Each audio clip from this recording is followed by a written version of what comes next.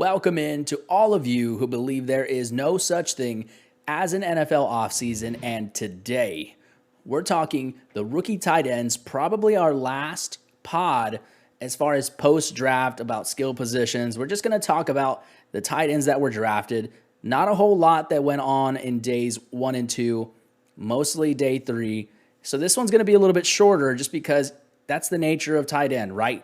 They're few and far between when you're talking about greatness. Most of the time, draft capital doesn't even really matter in this position because you can find gems way later than day 1. And so the NFL, they know that. A lot of the times when they draft someone in the first round, you are really, really risking yourself at missing out on other positions that are extremely needy. And so tight end kind of gets put on the back burner, much like how running back is being treated nowadays. And so we're starting to see that dynamic take place in the NFL front staff and on rosters. And it's kind of odd because fantasy players almost are we're ahead of the curve in that way, right? Especially for those of you who play Dynasty, anything of that nature, where people were realizing, hey, running backs, after that second contract or after the age 26, 27, things start to go really south from there. And I think that kind of mentality and future-proofing yourself has kind of bled into how the stigma and the view and the perspective of how people see the tight end position. So now, first tight end this year in Trey McBride, the Colorado State product, didn't come off the board until the 55th overall pick. So again, this could have just been the NFL just saying, we don't like what we see in the tight end class this year, much like they did with the quarterback position, right? You saw Kenny Pickett go 20th overall. Then you didn't get your next one until about, 73rd, 75th with Desmond Ridder. So this is very, very similar. Again, Trey McBride being taken by the Arizona Cardinals in the second round, 23rd overall in that second round. So 55th overall. And this is a really interesting landing spot. I know that this is not the one that the fantasy players wanted to watch, but NFL teams don't care about your fantasy team. They are trying to win. Zach Ertz is doing really well for Arizona right now, and they indeed extended him. So right now, Zach Ertz is owed about $8 million in base salary for 2022. The good news is, good news for those of you who are looking at Trey McBride as, a fantasy asset or, just evaluating McBride moving forward, is that he's only $4 million against the dead cap for the Arizona Cardinals, Zach Ertz, that is in the year of 2024. So right now he's signed through 2024 with a club or team option for 2025. And by then he'll be 35 years old. So this is exactly what Arizona wanted to do. They wanted to make sure that if we're going to pay Kyler Murray, which by the way, they have to, what else are you going to do? If Kyler Murray sits out, he's got the leverage. He hasn't been super duper successful, but that he is going to be way cheaper now than he will be later. He's going to sit out for you. It's just going to cause more and more headaches. Why not just take care of the problem now, get him into camp, and get the ball rolling with your offense? So Zach Ertz is 32 years old as it stands right now. He hits the dead cap for the Arizona Cardinals at $14.5 million. And then next year, he hits the dead cap for another $10 million. What that tells me is that this is a player who probably will not peak or be deployed really on single tight end sets, 11 personnel or 21 personnel, which I don't think Arizona is ever going to run. But any set with one tight end, they're telling you, we're going to use Zach Ertz because he's counting against about $24.5 million over the next 2 years. Now, get this. Going into 2024, he's owed $8 million in salary. However, it's $12 million in cap hit in 2024 with only $4 million in dead cap. So that's a pretty good option for the Arizona Cardinals to kind of just buy him out there or waive him, cut him, because you're only going to lose out on $4 million towards your dead cap. So if Trey McBride pans out before then, we could very well see Zach Ertz being cut by 2024 or in that offseason of 2024. So Arizona Cardinals continuing to try to keep Kyler Murray motivated to stay in the desert for the Arizona Cardinals. And Trey McBride, by far and away, had the most targets out of any tight end in this entire class.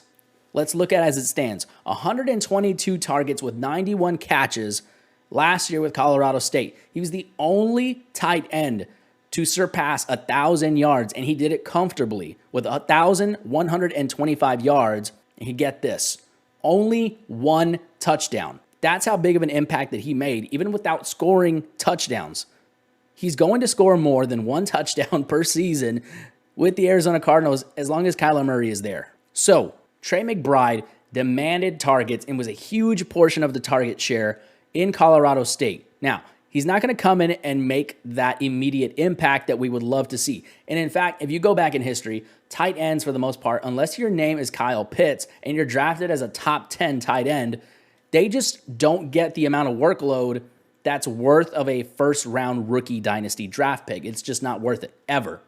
The only one that was worth it was Kyle Pitts because he was drafted, top 4. So at this point, Trey McBride, if you're in a tight end premium league, absolutely take him in the second round. If you're there sitting at, if he's there for some reason between the second and the third round, I think that's perfect. If you can get him in the third, even in a non-tight end premium league, in terms of fantasy, for those of you who don't know what I'm saying, he's still going to be a great value for you. 122 targets going into your senior year, that's amazing. They got rid of Chase Edmonds. They got rid of Kenyon Drake. You really just got Keontae Ingram, James Conner back there. So, there's going to be some targets to that backfield, but not a whole lot, right? Cliff Kingsbury, Kyler Murray, they are trying to stretch the field. They are not trying to go behind the line of scrimmage, dump it off to James Conner. No, they're trying to go deep, right? So right now it's Ertz, Hopkins. He's out for the first 6 games next year.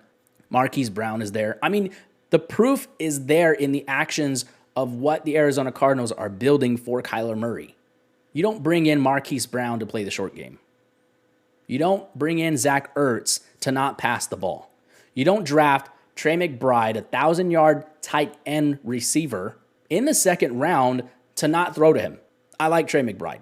I don't think I love the pick for Arizona Cardinals, but it is what it is. Now, all of this is moot if Cliff Kingsbury and Kyler Murray cannot figure it out, and if Cliff Kingsbury is, on the hot seat, which he very may well be. You have a lot of these highly talented players. You've got Kyler Murray, the number 1 overall pick.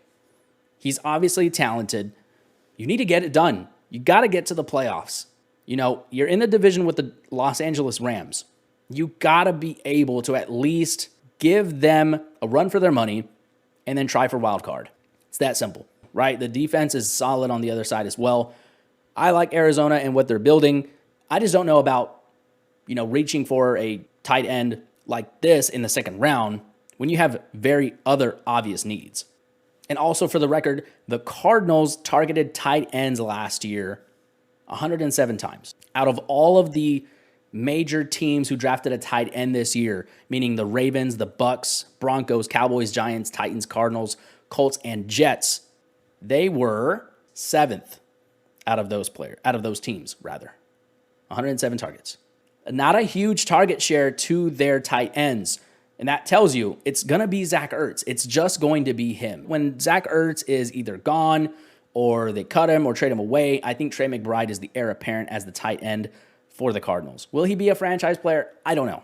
I really don't. He's a great prospect, 1,000-yard receiver, 122 targets. I mean, that doesn't happen by accident.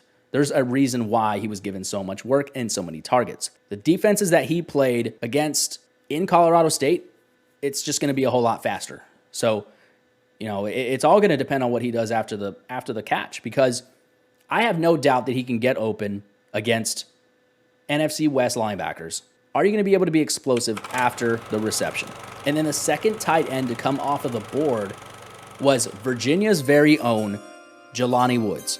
Okay, this is a certified athletic monster out of Virginia. And Woods lands in what's probably the best and my favorite landing spot out of all of the tight ends for this class, and that's the Indianapolis Colts. The Colts love themselves some Mo Alley Cox, but let's be real. Mo Alley Cox is a jag. He's just a guy. Nothing more, nothing less. He gets it done. He can score touchdowns for you. Jelani Woods can do a whole lot more after the catch than what Mo Alley Cox can do right now. Jelani Woods had the second fastest 40-yard dash out of all of the tight ends at the NFL Combine this year. Oh, and he did it at the size of a NBA power forward. 6'7", 260 pounds. Okay, maybe more of a center, but you are picking up what I'm putting down, right? This is an absolute athletic monster. 24 bench press reps. That's 225-pound bench press. And he ran a 4.61 40-yard dash. This guy can move. He's almost more of a wide receiver. But with that size, if he can be molded into a blocker, this is going to be a 3-down tight end. Easily. Absolutely easily. Here's my favorite part about Jelani Woods, okay? We're going to have to use a little bit of the transitive property here because the sample size of Matt Ryan in Indianapolis with Frank Reich is 0, right? We don't have any sample size on that. But what we can do is look at Matt Ryan's and the Atlanta Falcons' tendencies last year, which show they threw to their tight ends 163 times. That's really good. That's above average in the NFL. So for all the teams that drafted a tight end this year, that's only below the Tampa Bay Buccaneers and the Baltimore Ravens, and we'll get to them in a bit. So Matt Ryan and all the other quarterbacks in Atlanta last year threw to their tight ends 163 times. That quarterback, Matt Ryan, former MVP, is now going to the Indianapolis Colts, where they have Michael Pittman and, well, Michael Pittman. So now you have Michael Pittman, Mo Alley-Cox, and Jelani Woods, Jonathan Taylor, Nyheim Hines. You catching my drift here. Jelani Woods is moving into a very big opportunity for targets, especially for tight ends, okay? Here's the difference. The Colts last year threw to their tight ends only 106 times, where the Atlanta Falcons threw it to their tight ends 163 times. It's a huge difference. But the problem is they didn't have an athletic tight end like Kyle Pitts. Now the Colts have a pretty big threat at tight end if you let him run some routes. 6'7", 260, moves at a 4.6 speed. I mean, there's wide receivers who were running 4.6s. So Woods is going to be able to blow by any linebacker in that division. So I'm excited for Woods, and you should too. Absolutely take a flyer on him in a tight end premium league in the 3rd, 4th round. And you need to do it now because it's June. So your dynasty rookie drafts are probably over, and if not, then you're hearing me now. Take Jelani Woods in the 3rd round. I don't care if this is non-tight end premium or tight end premium. I would rather spend a 3rd round pick on Jelani Woods than I would rather spend a 2nd round pick on Trey McBride. Here's why. For those of you who like to play fantasy, you know that the main thing is really value, right? You're watching your players on Sunday, say you have the red zone on or whatever. You're watching the games. I don't care if it's a 10-yard gain or a 1-yard touchdown. You are waiting for them to explode. You're waiting for them to make positive plays, right? And every little thing, every little play that ends up being positive for fantasy points or fantasy yards or whatever, you're looking for that, right? I just told you that Zach Ertz is signed all the way to 2025, 2024 at least, with an option to get out before 2025. And now I'm telling you that Jelani Woods is moving into a very empty, very thin tight end room in Indianapolis. And not just that, the wide receiver room is thin as well. That is an immediate chance to increase the value. Whether you like Jelani Woods as a prospect or not, his value is likely going to be more than what Trey McBride's is at the end of this coming season. So, you're going to be able to trade Jelani Woods for maybe something that you like if someone falls in love with Woods. Or maybe you fall in love with Woods yourself while watching him. That's the major difference. You're going to be able to see Jelani Woods play this year a lot more than you're going to be able to see Trey McBride. Unless something happens to Ertz. To my knowledge, Zach Ertz is going to play for the Cardinals.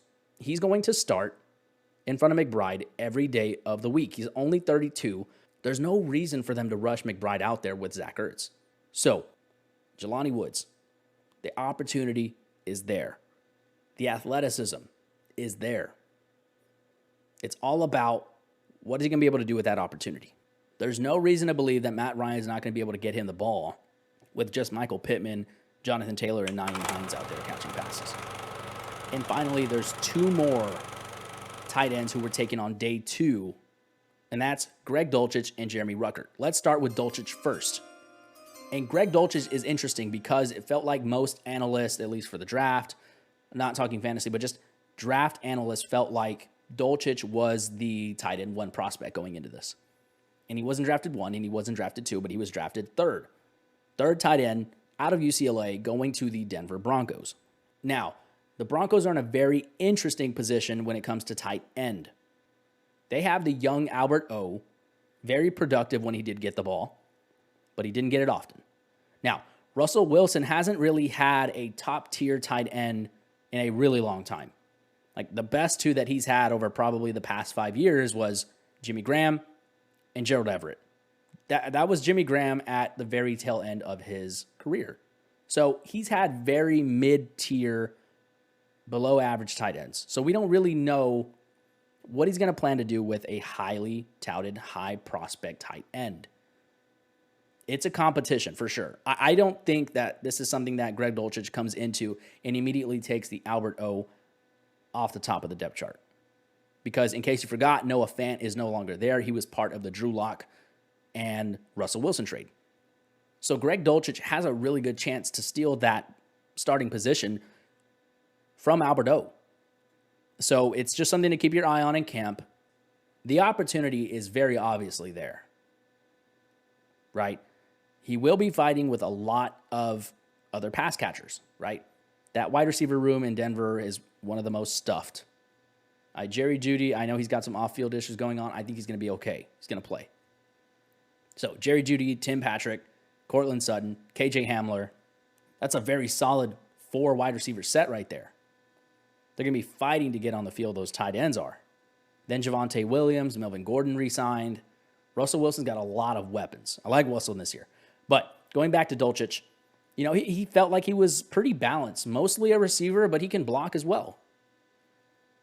It feels as if he's going to be mostly a receiver, possibly run blocking. He's not a huge guy, Dulcich, that is.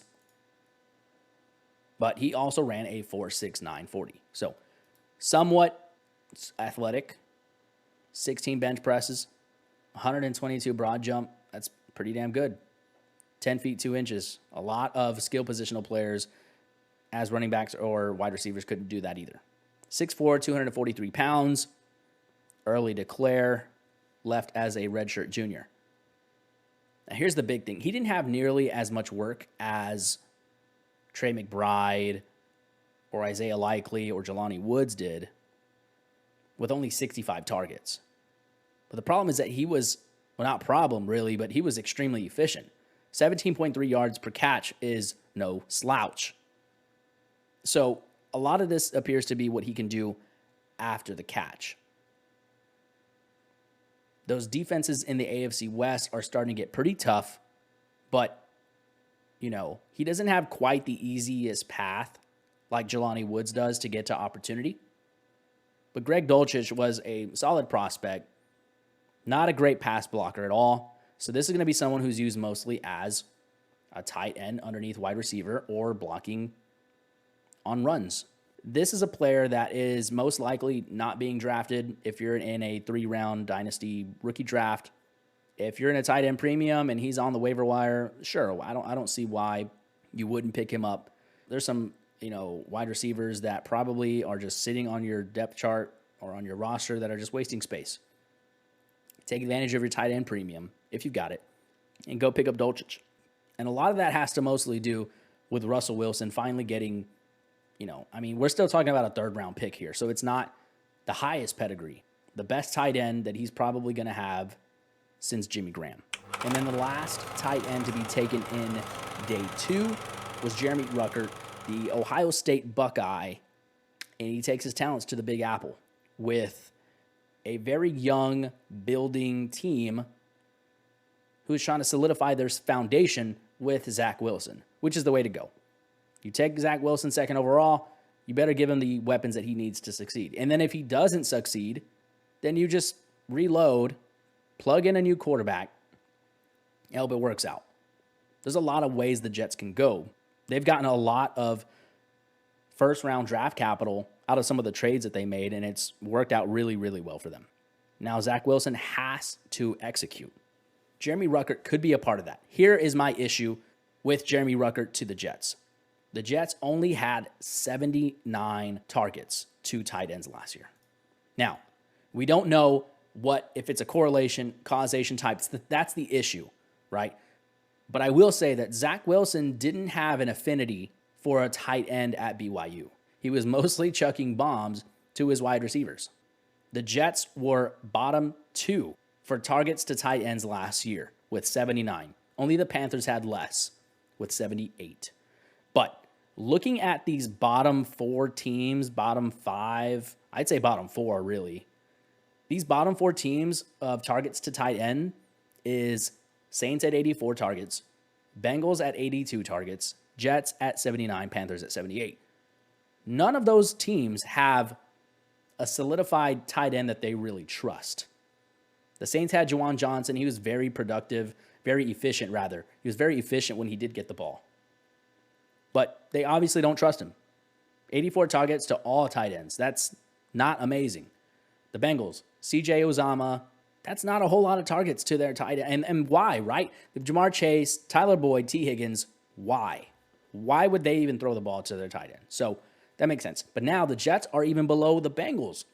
And here's why. I mean, if you're not a Jets fan, you are not touching the Jets tight ends last year, right? You probably had no idea who the Jets tight end was last year.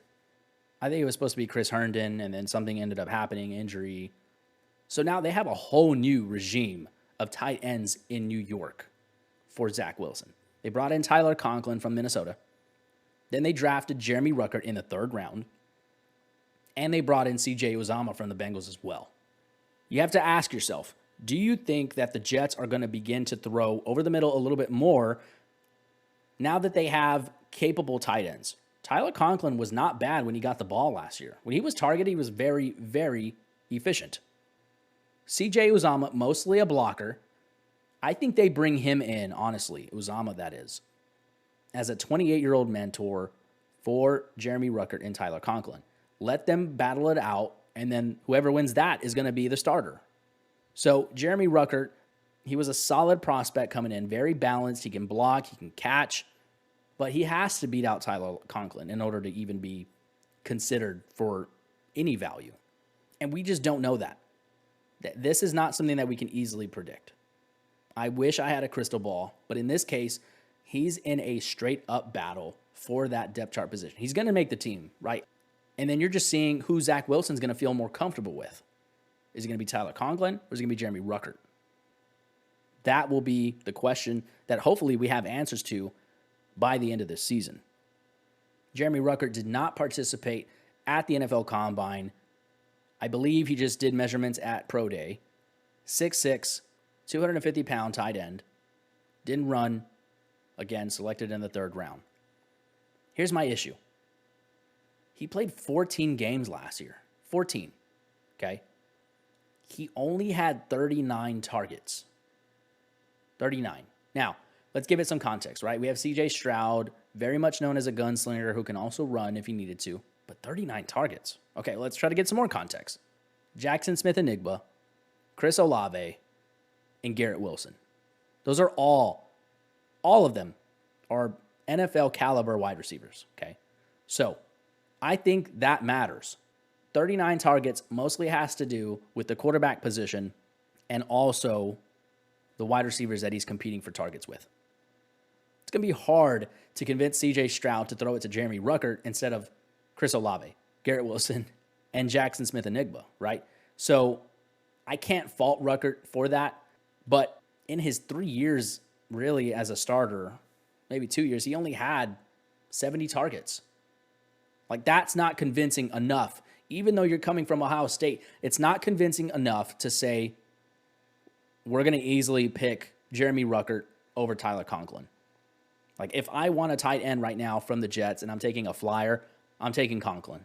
Conklin has showed that he can do it at the NFL level last year, and it's his job to lose. So will Ruckert leapfrog him? We're just going to have to pay attention in camp. We're going to have to look at preseason. Once he starts getting those opportunities, start to pay attention to what he does after the catch. I mean, that's really what the NFL is moving towards.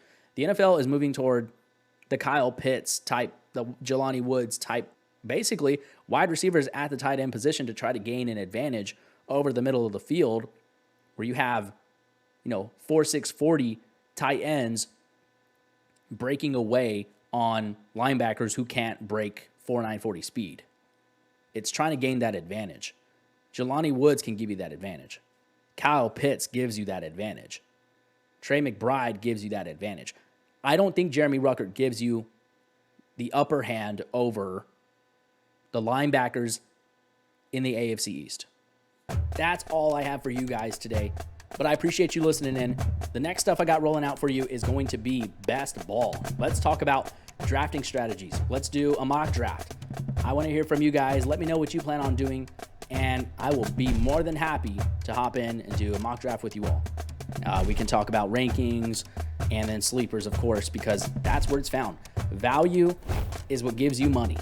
What can you find deep in the late rounds, right? The first few rounds are going to be chalky.